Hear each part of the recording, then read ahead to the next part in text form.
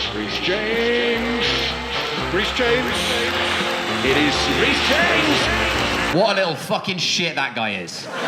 If you're not aware, there's a footballer now called Reese James, okay? He plays for Chelsea in England. He's absolutely smashing it. He's already won the Champions League, helped England get to the final of the Euros. Some of you are probably here expecting to see him. Apologies, I'm the Reese James in this venue's budget, I'm afraid. That guy makes 150 grand a week. He's not coming to fucking Aldgate East, no offence. I only make 90 grand a week. I fucking need this, all right? It's a nightmare for me. Footballer with my name, my career's in the fucking toilet. It's over. And he burst onto the scene, the new Rhys James, in the last sort of 2 years, really. But he was already smashing it like 3-4 years ago, and I hadn't heard of him yet. And what would happen is, I would get a tweet out of the blue from a stranger that would say something like, "Oh, I've been watching you, mate. You're absolutely brilliant. You're head and shoulders above the rest. One to look for the future, man. You're going to be a star." And I'd see that and be like, I guess they must be showing Mock the Week again. Well, somebody's got Dave, haven't they? Good for you. Turns out they were not showing Mock the Week, and I should know that, because when they do show Mock the Week, no one tweets me saying, "You're going to be a star." They tweet me saying, "Since when does the girl from Star Wars do stand-up comedy?" Very hurtful for me to go online.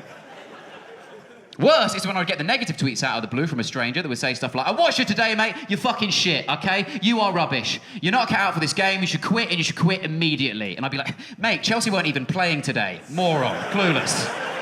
Some people are so thick, don't you think? Thick goes everywhere you go these days, no offence. Worst part of all of this, by the way, Rhys James, genuinely, not even my real fucking name, okay?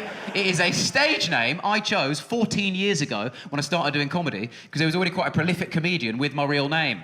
And I thought there's probably not room on the circuit for two Romesh Ranganathans. What choice did I have? It was either this or Cristiano Ronaldo. Those are the final two. It's just fucked, man, isn't it? Because his ceiling for success is so much higher than mine. He's a footballer, for a start, and he's 23 years old. 23. I'm 32. I know, it's called Nivea. Relax, everyone. 23, man. Whole life ahead of him. He'll probably win the World Cup before he's 30. I'm just trying to get on Taskmaster before I go bald. That's all this is. And the thing is, you express this kind of concern with your life and your identity, and people come out the woodwork. The mental health people turn up with their phrases that help no one, and they say things like, "Oh, don't worry about the competition, okay? Don't worry about the other Reese James. There's actually no such thing as competition. You're only in competition with yourself. All you've got to do, Reese, is be better than you were a year ago." I'm like, I don't think you understand how aging works. I don't have the energy that I had a year ago. I used to do MDMA. Last week, I watched a YouTube video called "How to Wash a Fleece and Preserve Its Softness."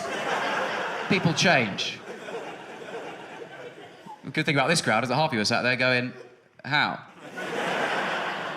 East London, baby. I know the vibe. Wash it at 30 and blow dry. You're welcome. Just saved you 7 minutes in a Grammarly advert. All right, good to see you're on the same algorithm tonight. Good to know. These phrases are useless, aren't they? These mental health phrases. Especially that one, you know? Saying that there's no such thing as competition. We all know that's not true. There is such a thing as competition. That's not mental health. That's just denial. Mental health would be to acknowledge the existence of competition and just figure out a healthy way to deal with it in your own brain, right? In 2009, on Britain's Got Talent, a street dance troupe named Flawless auditioned. And in the pre-audition chat, Simon Cowell said to the main one in Flawless, "What's the ambition, lads?" And he stepped forward into the spotlight and he went, "Chase the dream, not the competition." Everyone in the crowd went crazy. They were whooping, they were cheering, they were clapping. It was like this. Classic comedy crowd. Couldn't give a shit about your earnestness. More jokes, little boy, please. We're waiting. It's been, 15 seconds. Come along. You're a comedy crowd. You'd never clap something so earnest, and I respect that about you, okay? But that's what he said, okay? He said, "Chase the dream, not the competition." Fast forward 6 weeks, and Flawless are in the final of Britain's Got Talent. This close to achieving that dream they've been chasing. On the night, they finished 8th out of 9, losing to rival street dance troupe Diversity. So maybe have a little look at the fucking competition, lads, hey? What are you doing chasing the dream? Like, mugs! Don't you know other people are chasing the same dream as you? Christ! Go back to Diversity audition, right? Simon Cowell says to Ashley Banjo, the main one in Diversity, "What's the ambition, mate?" He goes, "To crush Flawless into the fucking dust. I will do whatever it takes. I'll sacrifice a little Afro flippy one if I have to. Whatever I must do, I will do it with bloodshed tonight." You remember? And it worked. worked, didn't it? They're smashing it, aren't they, diversity? They're still going. Everyone knows diversity. They sold out 5 nights at the Palladium this year, this April. Flawless haven't had a Wikipedia update since 2015. And that was me saying, if you're reading this, best of luck to you fellas. Chase the dream, not the competition. Fucking turn it in. Drivel. In 14 years' time, right, 14 years from now, someone will say to you, whatever happened to that Rhys James? You'll be like, Rhys James, well, he's a national treasure, isn't he? Get fucked. We love Rhys James. There's statues of Rhys James. Of course there are. We love the guy. He won the World Cup. We love that guy. We're like, no, not that Rhys James. The other one, the little dweeby comedian Rhys James. Whatever happened to that guy? You'll be like, the comedian Rhys James. Yeah, he had a breakdown and went on Britain's Got Talent to do street dance. Really lost his head. He kept shouting, this is because of diversity. Everyone thought he was being racist. It was very uncomfortable. No one knew how to react. I don't know, man. They're not useful, are they? These phrases, these mental health phrases, you know? It's just not helpful at all. You know, I think it's a little bit simpler than we give it credit for, life, you know, and mental health, if I'm honest. I think we want to overcome. It's a good feeling to think we overcame something. But really, I think it's a few little secrets that make life a bit easier. To me, the secret is just set yourself realistic goals. That's all you need, just realistic goals. Don't know about anyone here, I'm still going strong on my New Year's resolution. Yeah, because it was realistic. But it was a big one, as I say, turned 32 this year. Had to be a grown-up resolution, prove that I'm taking my adulthood seriously. Resolution for me this year, no more chicken nuggets. That's right. I've gone nugless. For Greta, obviously. Do your bit, you know? Trying to go nug zero by 2025. That's the aim. No more nuggets. I'm smashing it. It's been, 8, 9 months? Haven't had a single nugget. I'm doing so well. Slight confession, I'm eating a lot of goujons. Like twice as many. Way more real chicken than a goujon too. So much worse for the planet. But I did sail here, so anyway. Sorry, dribble, waste of time. I've got to say though, right, I reckon there's a fatal flaw with the New Year's resolution system, right? And that is that we give New Year's resolutions to ourselves. That's where we're going wrong, I think. Because we're not really self-aware enough as people to know what our flaws actually are we? That's why resolutions are always just like vague, rehashed self-improvement ideas we've heard other people do in previous years that don't even apply to our own lives. What we should do instead, as a society, is we should give New Year's resolutions to each other. Every single year at the party, we should be like, listen, mate, this is why you're a piece of shit. This is why you've got to change. And have people say it back to us. This country would improve immeasurably within like 3 years if we did this, but we don't. So every year I've got to listen to my idiot mates tell me their dumb resolutions that don't even apply to them. Just being like, I think this year I'm going to try and read more. I think that's my one, yeah. I'm going to try and do more books. I'm going to try and do like 12 books by the end. Fuck the books, Carl. You need to reconcile with your father. Get your shit together, man. Priorities, Christ. Yeah, I think I'm going to give up coffee. I've been saying it for years. I think this is the year I do it. Finally, I'm going to give up coffee. No, Claire, you need to give up thinking you run an eyelashes business on Facebook. You're in a fucking pyramid scheme, Claire, okay? If anything, drink more coffee. It's time you woke the fuck up. What's wrong with you? This is what we should do. We'd be so self-aware as a nation if we did this, but we don't want to do it, do we? Because we're British. It's very uncomfortable. We don't like to tell people their flaws to their faces in this country. What we like to do is discuss people's flaws in WhatsApp groups those people aren't in. Or some of us are old school still, we'll leave a passive-aggressive anonymous note line around. Now, word to the wise, from experience, if, like me, you live with just your partner, those notes aren't as anonymous as you thought they were.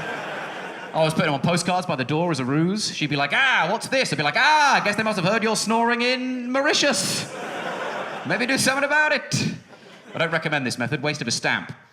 Instead, what I suggest is we give each other New Year's resolutions, right? But we do it at midnight every single year, after the countdown. New Year's Eve, replace the kiss, get rid of the kiss. No one ever wants to do the kiss anyway, do they? Do they? So we get rid of the kiss, and then every year is just like 5, 4, 3, 2, 1. Get therapy. For old lang syne.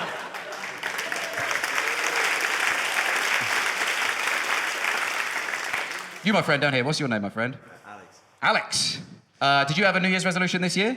I didn't. You didn't? No. Do you want one? Yeah. You work in the city? Yeah. Of London? Don't we all, in a way? Okay, no, the answer's no, actually. But what do you do? Don't care. Okay, the point is, I don't have time, I can't be asked, wearing a white shirt, I get it.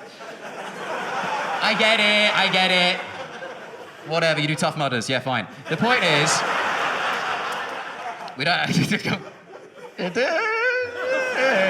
I know you don't want to admit it, but we know you do.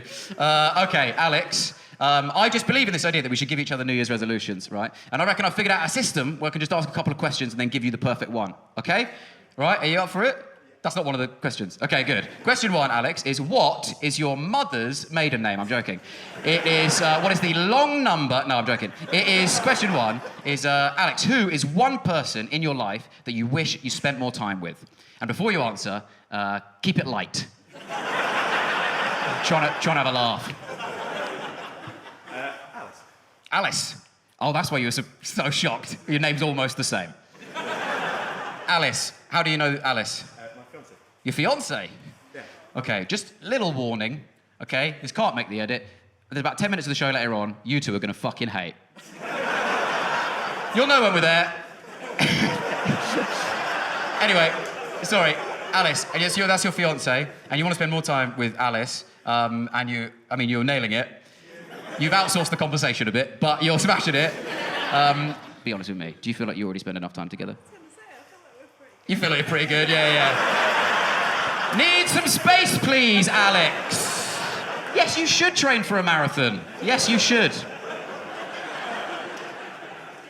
Okay, so what we've established is that your relationship's over, but also that, Alex, you want to spend more time with Alice. And question 2 is, what is one place that you want to visit before you die? Mauritius. How did you think of Mauritius? This really is some Darren Brown shit going on right now. Wow, just top of your head, was it? I want to go to Mauritius. The most recent location I've heard. Okay, so you want to... Do you want to go to Mauritius? Yeah, why not? Why not? Yeah. Anywhere else you want to go before you die? Barcelona. Barcelona. There we go. Okay, love that. That's also just like just classic sort of disposable income level that your shirt implies. I want to go to Barcelona. The bloke in Coventry was like, nah, Reading. But you got ambition. I like your style, Alex. You want to go to Barcelona. Okay, so what we've learned, Alex, is that you want to spend more time with your fiancée, Alice, and you want to go to Barcelona. Therefore, Alex, obviously, your resolution should be stop sitting in the front row. Lesson learned.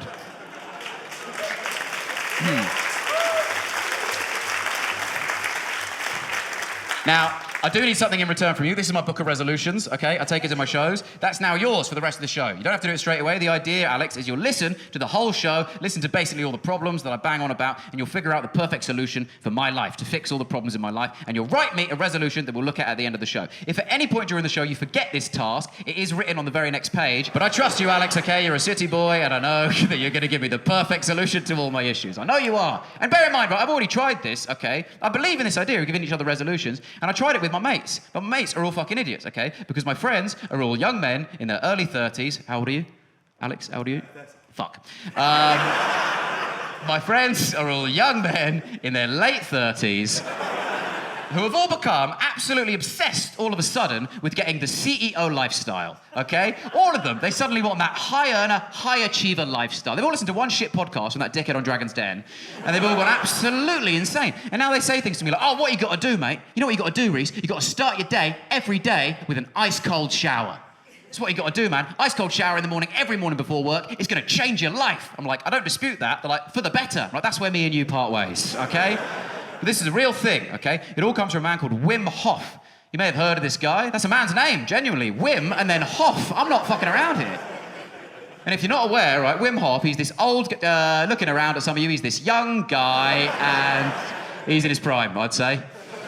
He's a sprightly young 62. And that's when life begins, if you ask me.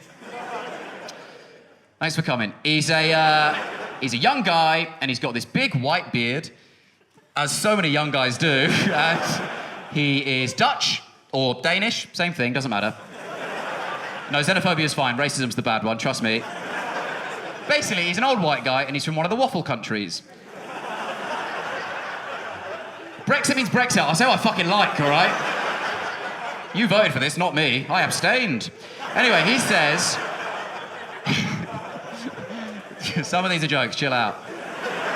That wasn't one, but there'll be some in a bit. The point is, Wim Hof, right? He says that it's all about cold therapy, right? It's called the Wim Hof method. It's all cold therapy. And apparently this sorts you out mentally and physically, right? My friends all interpret this Wim Hof method as just having a cold shower in the morning, every morning before work. And they keep saying, you got to do it, Reese. You got to do the Wim Hof method because it's got scientifically proven benefits. That's what they say, scientifically proven benefits. Now listen, I like science and I like proven benefits. Lord knows, I love an Actimel. But... oh, it's a Yakult crowd, is it? Good to know. It's always 50-50. But listen, if I'm going to follow the science from someone, okay, I need a sciencey look. If I'm going to follow the science from someone, it's not going to be from a man called Wim who lives in the fucking woods, okay? I need to see some pictures of you holding some beakers or something. Pop a fucking lab coat on for a press shot, mate. All I ever see from this Wim Hof character is a picture of him doing the split on an ice cap, wearing nothing but swimming shorts and a bandana. I buy drugs off that guy. Sure, we're not following the science from him. I'll take hallucinogens, not medicines, please, Wim. He's an identical twin, Wim Hof, at 62. Ugh, gross. Look, I know that must exist, logically.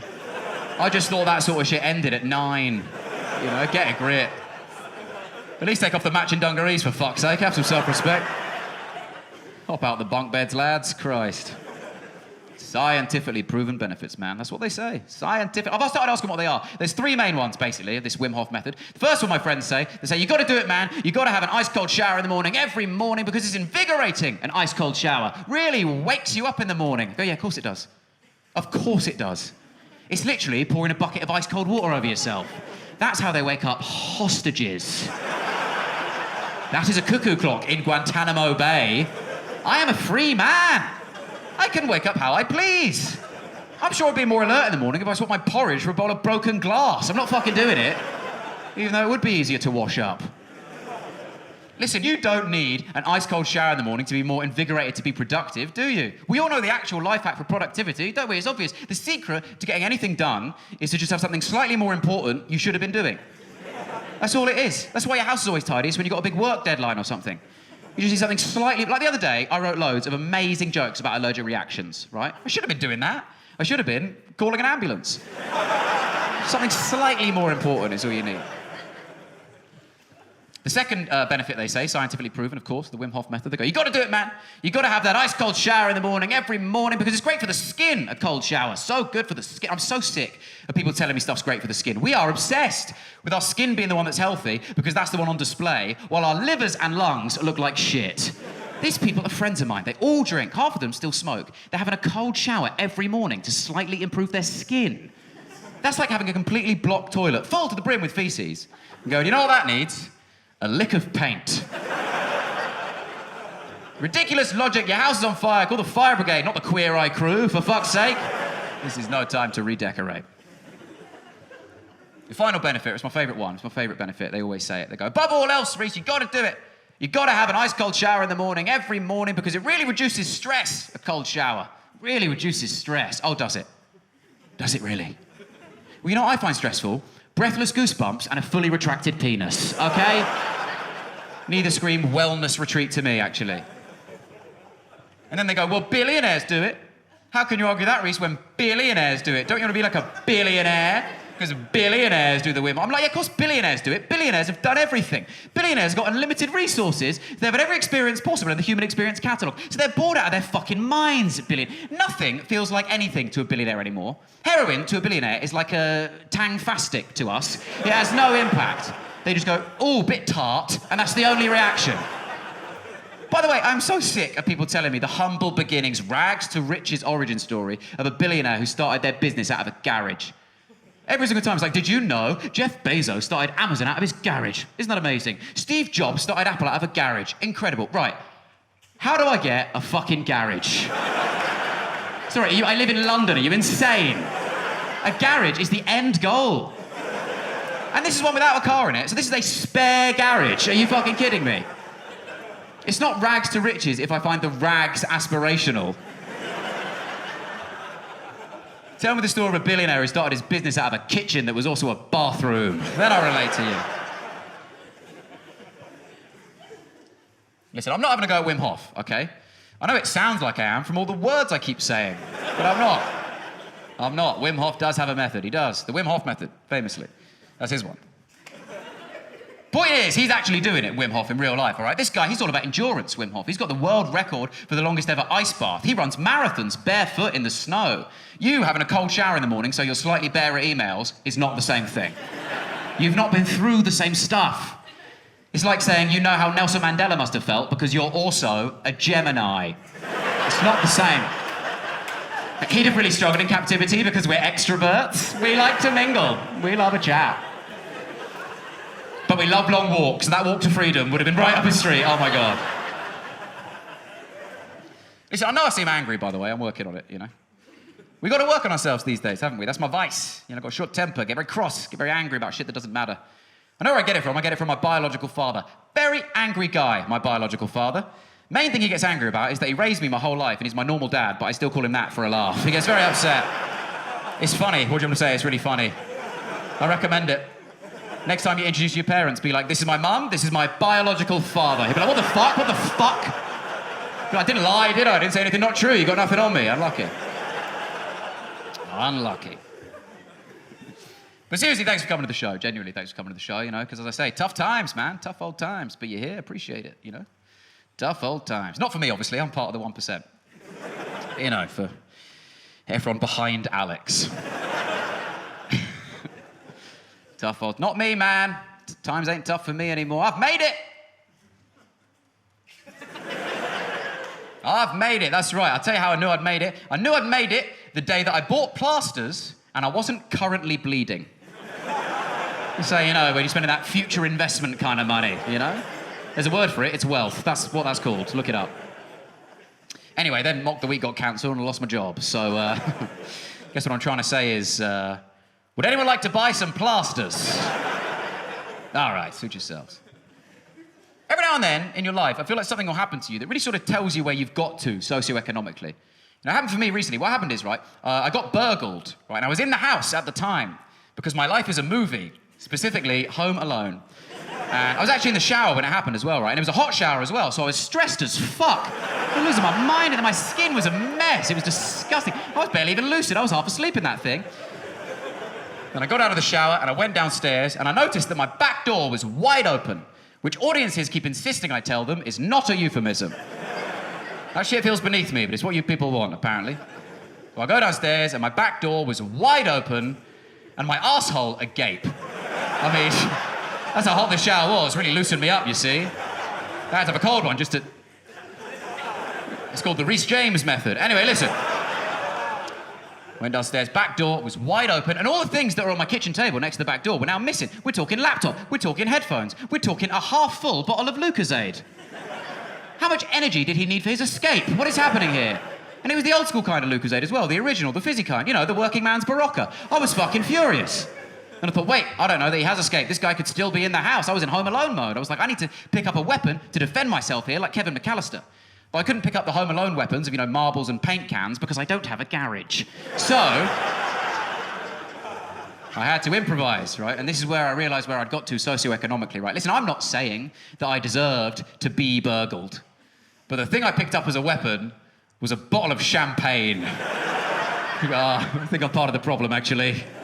I was holding it by the neck of the bottle, by the way, just so you know. Plan was to, you know, bash him with it, smash it over him like I was christening a ship. Seems like a needless deed. I just don't want anyone here thinking that I was going to try and spray him with it like he'd won the Grand Prix. I thought it through. He had gone in the end, he had escaped, and I was glad in hindsight because the image I was giving off wasn't nearly as threatening as I thought it was, you know? I thought he'd be looking at like a man with a weapon defending his house. In reality, he's just seeing like a boy in a towel with a bottle of champagne. At no point is he thinking, this guy's going to kill me. He's thinking, are we on a dirty weekend together? What's happened? This guy's going to fuck me. But I never got the chance. The one that got away.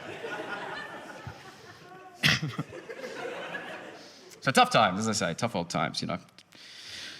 Tough times, especially for me now, you know, no laptop anymore, no Lucozade. And obviously, it turned 32 this year, as I say, 32. You know what that means? It means the rail card has finally expired. Full price rail travel in this economy, you've got to be crazy. I can see that you don't relate to this. All right. 28 years. I've got to wait until the next rail card. The over 60s rail card, the rail card that never expires. But you do. It's a good slogan, it's not a perfect slogan. Listen, you got to understand, I'm a sucker for cheap travel. I do this job, I travel around all the time, always trying to get it cheaper, always trying to do little hacks and tricks to work out a way to get it cheaper all the time, right? And this happened recently, it's an embarrassing story, but I've got to tell it to take ownership of it. Basically, what happened is, right, I was getting on a long-haul flight, right, and so I wore a big happy birthday badge to the airport because I assumed they would see that at the check-in desk and then give me a free upgrade. What I forgot was I would then have to show them my passport with my date of birth in it. Absolutely humiliating. She was like, what's that all about? I was like, this is just trendy. Something young people do. She was like, well, you're not one of them, so I don't know why you're doing it.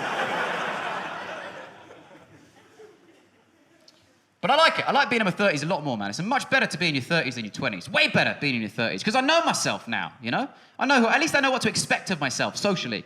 In my 20s, I was bluffing. Every group I got in, I would just act like that group to make the evening go smoother. Now I just am myself, and if it ruins the night, who gives a shit? As you can tell from the way I've spoken to you this evening. Whatever, man. No refunds. That's the way it works.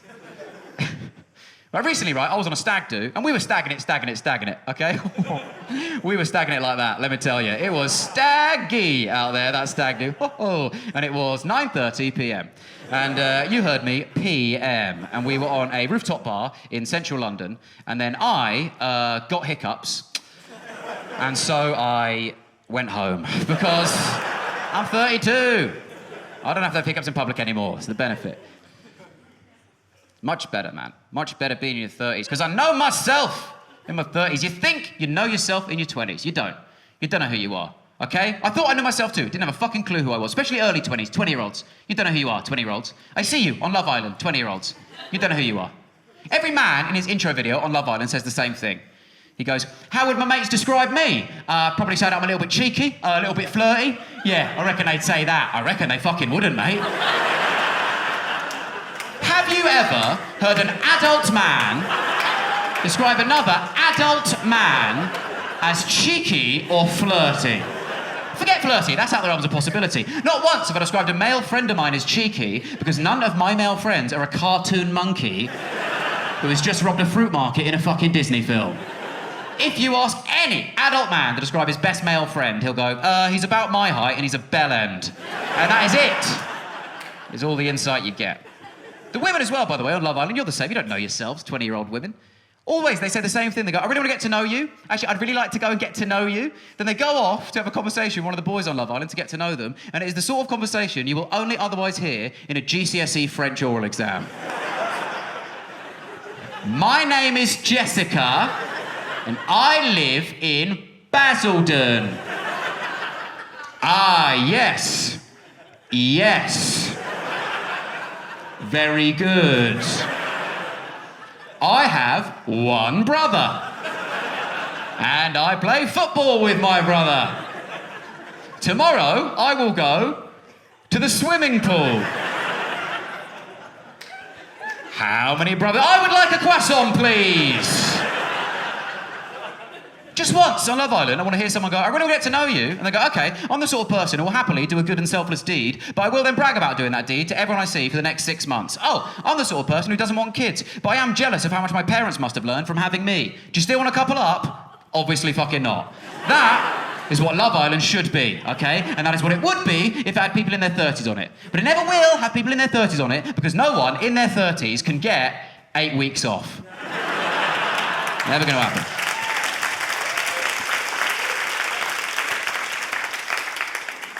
It's better to be in your 30s, man. It's much better. You know why? Because no one gives a shit about you anymore.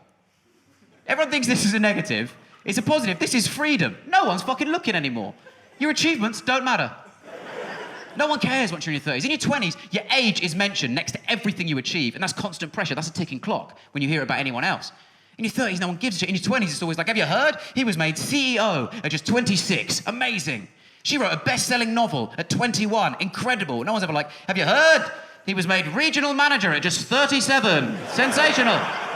Blow out the balloons. We must celebrate. Fetch the champagne. There's an intruder. No one gives a shit in your 30s. Anything you achieve, people are just like, oh, you went to work, did you? Well done, dickhead. No one cares. I will never be called young for anything I do ever again, unless the thing I do is die. That's my only way now. My only route to youth. I have to die or get gout. Those are the only two options. People will say, have you heard? Rhys died of gout. And he was just 32, so young. Taken too soon. That's what they'll say. That's what we say, isn't it? That's what we say about some people. Think about that for a second, see how it makes you feel. Taken too soon. We don't say that about everyone. It shouldn't matter how old someone is. If you love them, they were taken too soon. Otherwise, what you're saying is, no, I was ready. I was ready for Grandma to die.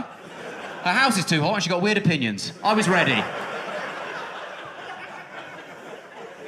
Shouldn't matter how old someone is. If you love them, they were taken too soon. For me, it was taken too soon when it was my grandma, and it was taken too soon when it was my biological granddad. That's how it works.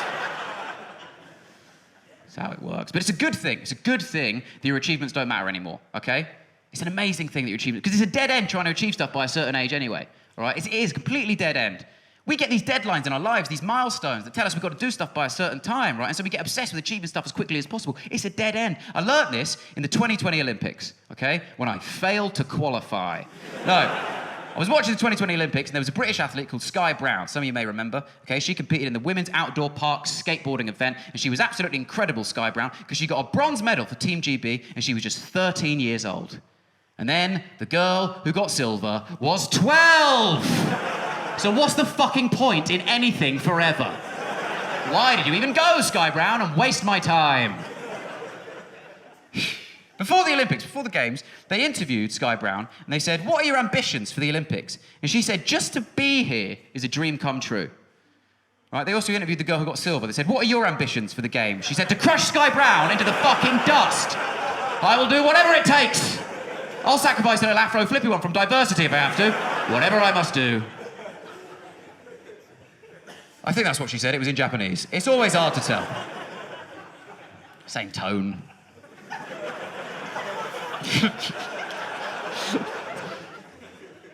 It's a dead end. It's a dead end trying to achieve stuff by a certain age. Dead end. Because it all comes back round anyway. Even if you think you achieved something young, it comes back round. That's how karma works.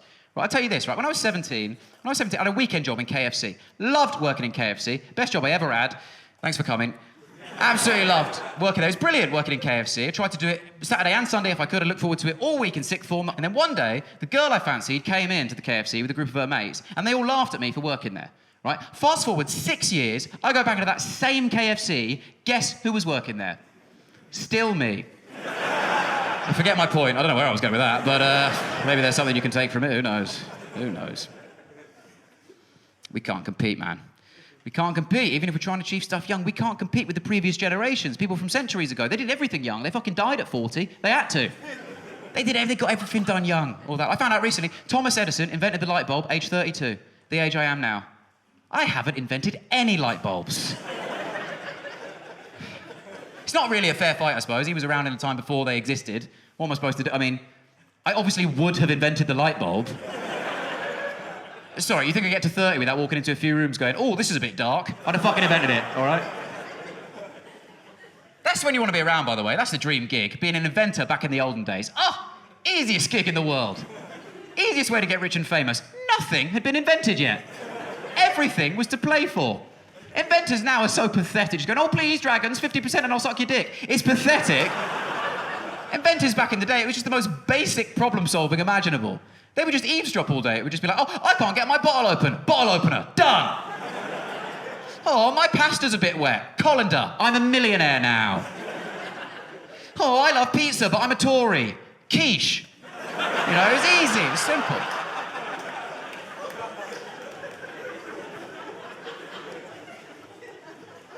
Yeah, that one didn't smash it in Oxford. I'll admit that. Hold my hands up. Hold my hands up there. We can't compete, man. We can't compete with previous generations. Mozart writing symphonies at 11. Edward VI was king at 9. 9. I hadn't even done my cycling proficiency. I still haven't. Actually, good one for you, Alex, if you've not got a resolution yet. I must get that sorted. I've been out there illegally. God damn it.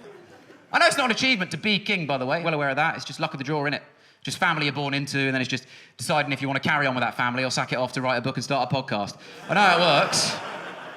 All right, but Edward VI, he didn't want to meet Oprah. Wasn't interested. So he ploughed on. He became a little 9-year-old diddy boy king.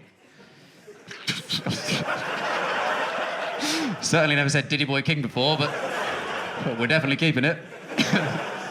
I know, I'm aware, it's not an achievement. Being king's no achievement. I understand that, okay? It's not an achievement. But I looked him up to see if he achieved anything while he was king, to see if I could still use him to illustrate my point here, right? And the main thing that I found out about when Edward VI was in charge is that at the time, right, it was all kicking off in the east of England, in like Norfolk, and everyone thought there was going to be a revolt, which would lead to a civil war, right? Apparently at the time, the public outcry was like, oh no, this is a terrible time for a civil war, because Edward's in charge, and he's way too liberal. He's not liberal, he's 9. He's not acting on it because he's got a political agenda. He's not acting on it because it's Wednesday. He's got beavers. He's busy, this kid. When's he got time to govern in between spinning around really fast and blowing bubbles in his mead? He's got shit to do. He's going, yes, I know they're invading, but I just put my shoes on my hands. Will you give me a second? How mad is that, by the way? Right, that was hundreds of years ago, probably. Can't be asked, but it was fucking ages ago, I guess. And still, that was just an older people saying a young person is too liberal. We have made no progress in this country whatsoever. That is all society is. Just young people saying old people are too right-wing, old people saying young people are too left-wing. Why can't we all admit we're a little bit both? We float into the sides every now and then, okay? Not constantly. I'm saying even the hardest right-wing person has a couple of left-wing opinions in there. The hardest left, a couple of right-wing opinions in there. Listen, I consider myself pretty left-wing, okay? But still, every now and then, a little right-wing opinion pops in. Right, like personally, I think we should bring back fox hunting. Good night. Let me elaborate. Listen, I don't want any foxes to get killed. I don't even want them to get hunted. I just think the foxes have got a little bit fucking arrogant, haven't they? Because they know they're protected. We can't do anything to those pricks. So they're smug with their swagger. They go around now and they're shitting in our gardens and they're going through our bins and they're shagging outside our windows, making each other orgasm at volumes I could never compete with. It's ridiculous. Having to lie next to my girlfriend and she sighs deeply and goes, oh, another hot night in the Vulpine community, is it, Reese? And I'm sick of it, so I want to bring back fox hunting as a nuclear deterrent, okay? I don't want to kill them, I just want to blow my bugle and have them scamper. That's the aim. This is a big issue in my life. They're fucking up my garden so much, these foxes. I looked it up on the internet to see what you could do to get rid of foxes from your garden, right? Apparently, the main thing you're supposed to use to deter foxes, you're supposed to use male human urine. Yeah, and I read that and my first thought was, oh, I'll have to get a man round. That's how in my head they are. I forgot I was a boy. I was this close to texting my dad. It's bad enough being the sort of bloke who's shit at DIY and needs help putting up a shelf. I don't think our relationship recovers from me asking him to come round and mark my territory. Did it myself in the end. Yeah, pissing in my own garden. That's right. Problem I've got, my garden is very overlooked. So I wasn't going direct, I was pissing into a bottle and then pouring that into the garden. Which, yeah, pretty bleak image. The only positive here for me is that the bottle I used was a Lucozade bottle. You can't burgle the boy without drinking some piss, let me tell you. Laws of the land. How are you getting on with it? I think we're there. You think we're there? Okay, well keep listening to the show, because, as I say, the bit you won't like hasn't come up yet. Good, as long as it's not any basic stuff. I don't want any like standard like dry January stuff, join a gym, none of that. Okay, good, we're fine. I've had it before. Previous shows, they've said join a gym and stuff. And listen, I already am a member of a gym, actually, thank you very much, because I am in my 30s, and that means now I constantly have to listen to friends of mine telling me, you've got to join a gym now for your mental health. That's what happens when you hit 30. Everyone says, gym, best place to go for your mental health. That's so counterproductive to me. Oh yeah, I feel a bit down about myself today. I know what will cheer me up. I'll go to the place where everyone's sexy and I'm bad at everything. Oh yeah, cheers, mate. Not great for the self-esteem, having to ask a bigger boy to get the lid off my protein powder for me, let me tell you. It didn't feel good. But it works, doesn't it? Anyone over 30 will tell you, exercise for the brain, foolproof. Works every single time. It's so insane, so counterintuitive. I've got to work out my body so my brain feels better. It is never the other way around. Never do I start my day going, wow, I got the Wordle in 2 this morning and look what it's done for my glutes. I feel amazing. So I'm in the gym now constantly. Every day I'm in the gym for my mental health, as I say. Problem I've got, the gym I go to is for students. I am allowed to be there. Don't look at me like that. I didn't turn up with a backpack and go, can I play? I'm allowed in. Okay, it's open to the public as well. It's just the only member of the public who goes is me. And there's one 65-year-old man who's always wearing jeans. Yeah, he only does leg machines. I think he's trying to break in a pair of Levi's, so I don't understand him.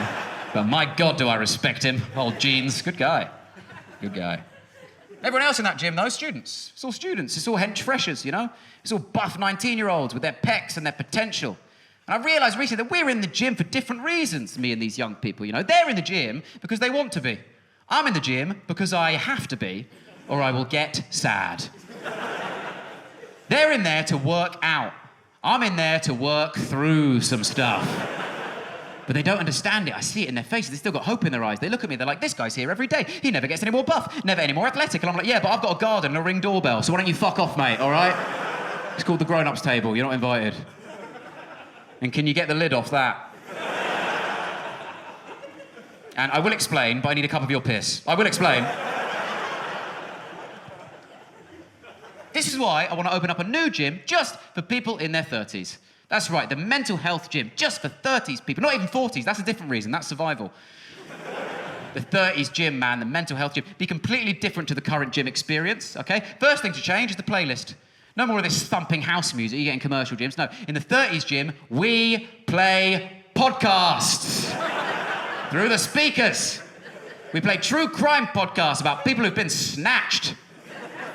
What's going to inspire you more when you're knackered on the treadmill? Some David Guetta song you don't even like, or the story of someone who might still be around if they could run a bit quicker? Let's get logical, we're a business. There's no topless men in the 30s gym, no way, because we don't really care about our bodies. I think I do. Every time I start a new workout plan, I take a topless picture in the bathroom mirror to act as a before photo. There is never an after photo, and the before photo just becomes a reference picture for whether or not a mole is new.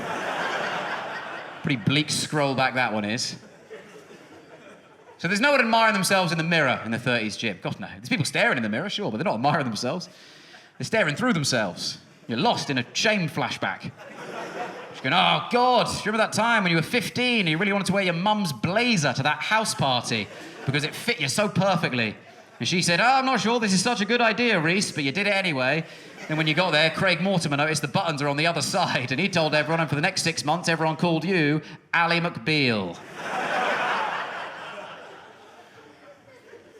It's not about me, it's different Reese.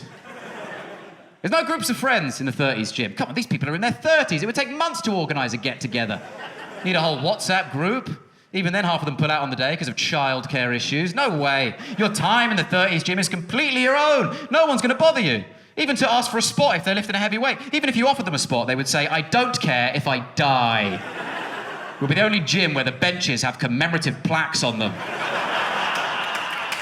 And they will say, he died when he was too awkward to ask anyone for help. Crushed by the weight of his own anxiety. Friends describe him as cheeky and flirty. Taken too soon. I think it would work. I think it would do well, the 30s gym, you know? Because we like to be told where we belong, don't we, you know? It's human nature. Problem is, not every mental health problem can be solved by the gym currently, can it? It's a spectrum, mental health. It's not all just anxiety and depression anymore. ADHD's making a comeback. Have you heard? It's back. ADHD, it was huge when I was a kid with my friends who wanted a free laptop. It's back. It's back in adult size. They're calling it adult ADHD. This is crazy to me. I associate ADHD with like naughty 7-year-olds. But friends of mine, they're self-diagnosing it and saying they've got ADHD. Friends of mine with jobs that matter. You can't have authority at work and say you've got ADHD. You might as well say, oh, I can't come to the board meeting, I've got nits. What are you talking about? But you can't have this opinion or you're a bigot. You can't speak like this, right? So I had to look into it. And basically, it's a self-diagnosis process now, right? And it's an online questionnaire, basically, to see if you've got ADHD that all my friends are doing, right? And the way the questionnaire works, because I did it, I was like, fuck it, I've got a big work deadline, I might as well do this. And the way it works, if you've not done it, right, the ADHD quiz, right, it's like 48 questions, it takes about 12 minutes, and if you get to the end, you don't have it. I'm being flippant, obviously. In reality, what happens is it analyses your answers. And my friends are all like, oh, it analysed my answers. It says that I've got ADHD. I was like, well, you obviously fucking don't, do you? Because you did this in one sitting. The only time to worry is if you got 3 questions in, then open up a new tab to Google animals in films, where are they now? ADHD is a real thing, right? If you think you got it, go to a doctor, get it diagnosed properly. Don't do a fucking BuzzFeed quiz. It is so insulting to people who actually have it. And also, you are not easily distracted. The world is now distracting, okay? Everything you work on, your laptop, your phone, the business model of those things is now distraction. If you had ADHD back in the day, that was fair enough. The only distraction was those door stoppers that go boy, oi, oi, oi, oi. If you couldn't get through 10 minutes of work without lying down doing one of them, fair enough, you're fucked. Take all the government laptops you can get, my boy, and get out of here. But these days, you don't have ADHD, you just have TikTok. That's all it is. And she lives on a farm in Idaho, the piglet from Babe.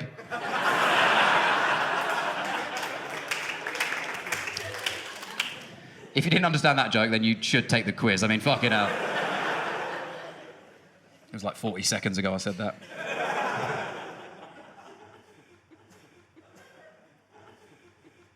I know why people do the quiz, man. Want to be told they've got ADHD. We love labels. It's human nature to love labels. Of course it is, because it tells us why we are the way we are. It's answers.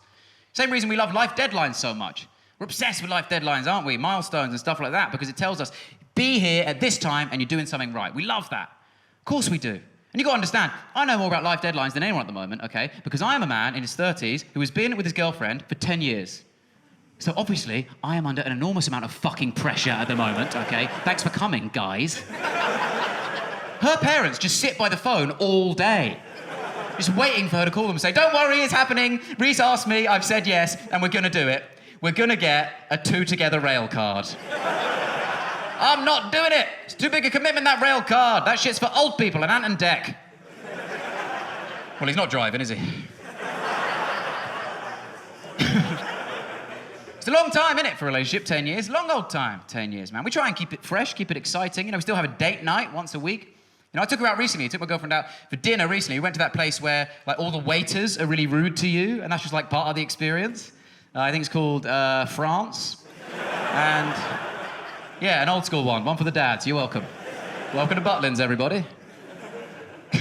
We have taken the next step in our relationship recently, me and my girlfriend. Anal, I'm joking. I'm still not letting her do that. But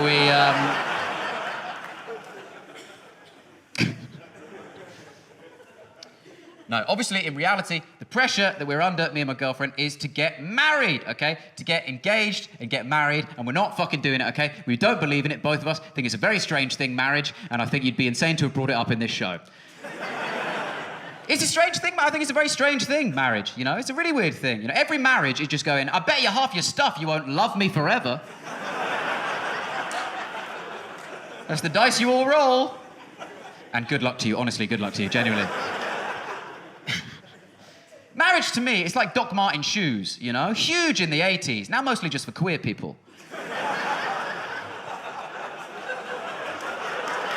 Well...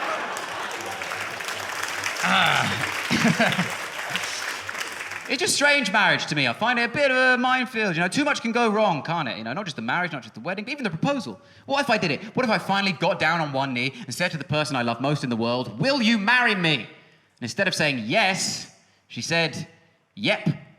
I've got to spend the rest of my life thinking, I don't know that she meant this. Still, I'd love to see the Instagram post. She said yep.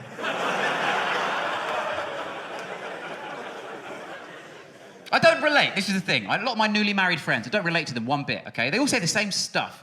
They go, me and my wife, we make such a team. Me and my hubby are such a good team. I don't feel like me and my girlfriend are a team at all. If anything, she is my fiercest rival. I want her to succeed outside the house. In the house, I spend all my time waiting for her to slip up and do something she has previously told me off for doing. Oh, that's the holy grail. Just go, it seems that you put a wash on this morning and then you've not done anything about it all day. And so now it's been sat there all day, hasn't it, stewing. And now we're going to have to do it all again because it smells worse than it did when we started. So now we're going to have to do that all over again, which is a waste of water and energy and therefore money. I'm not very happy about this. Yes! 1-1! All right, like 28-1, but I'll take a consolation goal. That's what a real long-term relationship looks like, isn't it? I'll prove it. Every single one of you in this room who's in a long-term relationship, right, after the show, go into the WhatsApp, the text conversation that you have with your partner. Go into the media section of the WhatsApp, scroll back to the very beginning, and then look through it chronologically. You can pinpoint the moments that it changes, from like a sexy nude to a screen grab of a recipe from BBC Good Food. all the way to a passive-aggressive photo of a plate one of you left out on the side. That's where we all get to eventually. Wordless plate pictures. The only way you send or receive a nude in a long-term relationship is if one of you has a rash.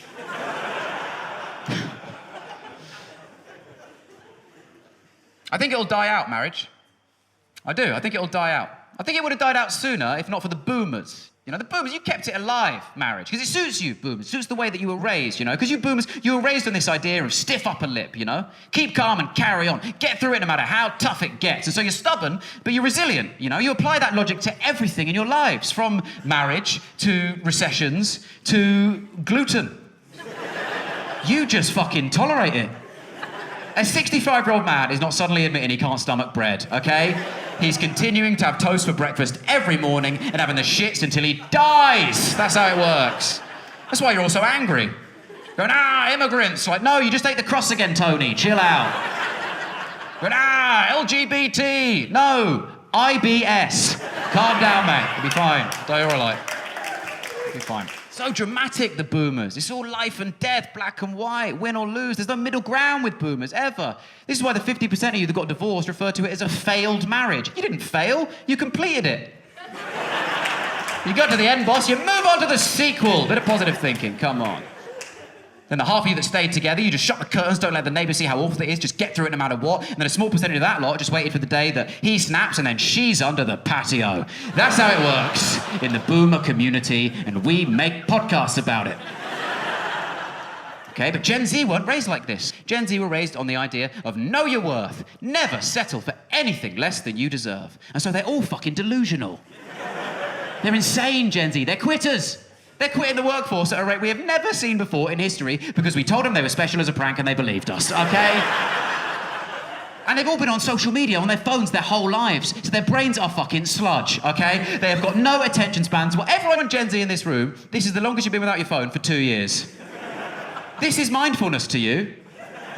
This, an elderly man screaming about the future. This. Gen Z aren't going to get married because they don't have the patience. And they're not going to kill their partners because they don't have the patios. There's no chance. So I don't want to get married, okay? No, thank you. And I don't want kids either. No. No way. And it's your fault, people who've got kids.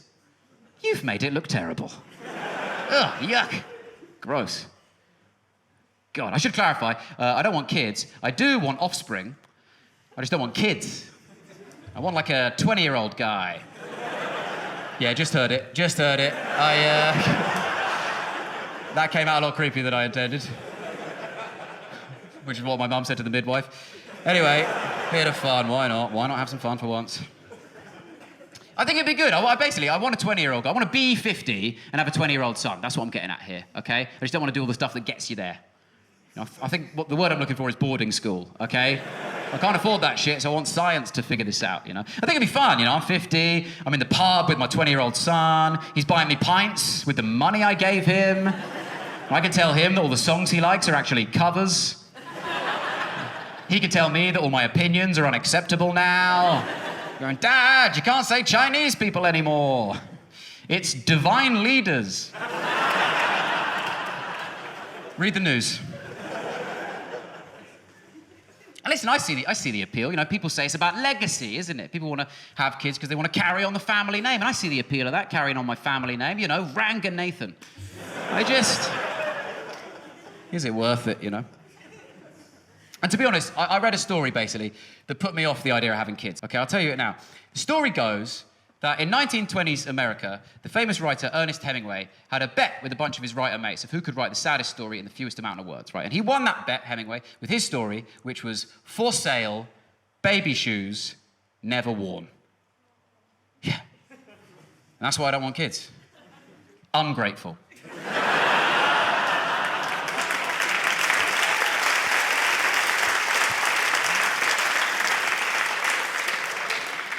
And listen, obviously that's a sad story, of course. That's a very sad story. But it took him 6 words. That's what I was curious about that whole thing. Because I was like, I reckon I could do equally sad stories in less words, okay?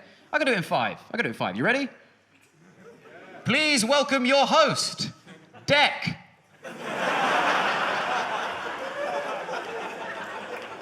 Eat shit, Hemingway. House deposit paid. Goodbye, Grandma. Well, this one's more a personal one that I get a lot. We've gone with Ed Gamble.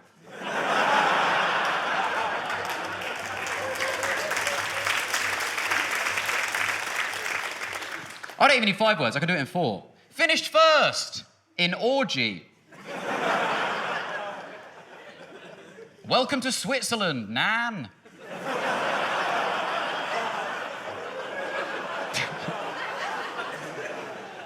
I can do it in 3 words. I'll do Hemingway's one in 3 words. For sale, baby.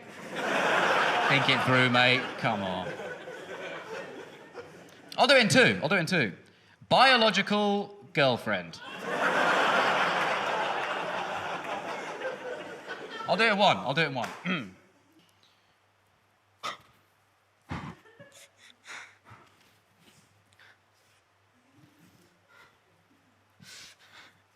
No.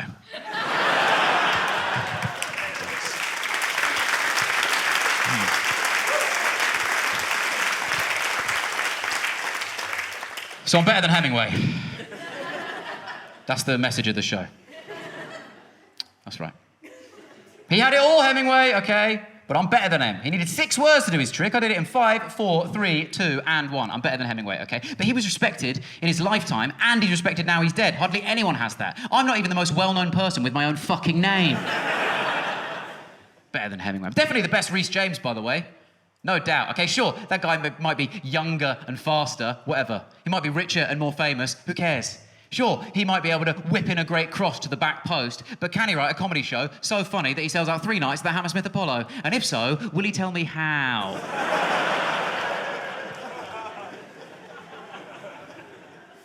And listen, I'm not saying I'm flawless, okay? I've got flaws, presumably. It's very hard to know what your flaws are, you know? That's why we need someone else to tell us. We need someone else to say, listen, mate, this is why you're a piece of shit. This is what you need to change.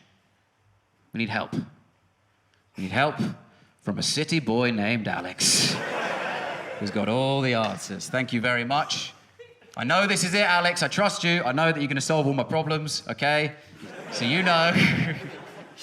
The way it's going to work, right, it's 11:59. I want you to imagine that. It's 11:59, okay? It's New Year's Eve right now. We're going to do the countdown, and then after the countdown, we won't have a kiss. We'll do the resolution. You're going to help me do the countdown, all of you. We'll all do it together. We're going to count down from 6, okay, for Hemingway.